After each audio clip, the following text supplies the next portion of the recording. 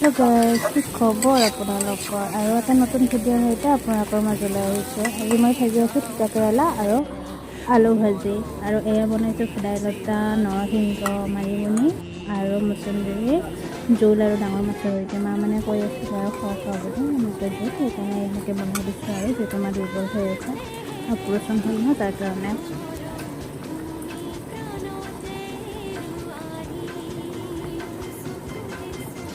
তাৰপাছত ইয়াতে মই বিশেষ এনেকৈ মছলা ব্যৱহাৰ কৰা নাই।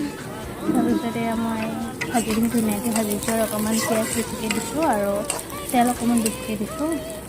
তিতা কেৰেলা খালে ভাল আৰু স্বাস্থ্যৰ কাৰণেও ভাল, আৰু লগতে খাব লাগে আৰু তিতা কেৰেলা।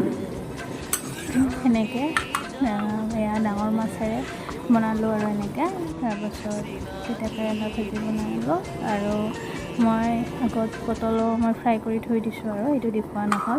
আৰু যিহেতু অকলে চবখিনি কৰিব লগা হৈছে ন, ইমানখিনি দেখুৱাব নোৱাৰা হৈ গৈছোঁ, গতিকে যি পাৰোঁ অলপ চলপ দেখুৱাইছোঁ আৰু এইকেইদিন, যিহেতু মাৰ লগতো লাগি থাকিব লাগে। তাৰপাছত এয়া যিহেতু মাৰ টেবলেট খাবৰ টাইম হৈছে ন, সেইকাৰণে মাক ভাতকেইটা দিওঁ বুলি ভাবিলোঁ।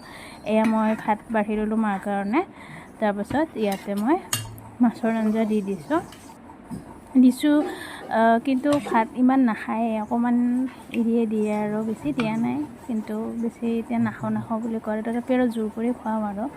তাৰপাছত এয়া মই মাছৰ আঞ্জা দি দিছোঁ, এয়া তিতা কেৰেলা ভাজি দি দিছোঁ। মা কৈয়ে থাকে মোক তিতা কেৰেলা খাম, দিছিলোঁ মাজত আৰু একদিন, কিন্তু আৰু আজি দিছোঁ আৰু এয়া।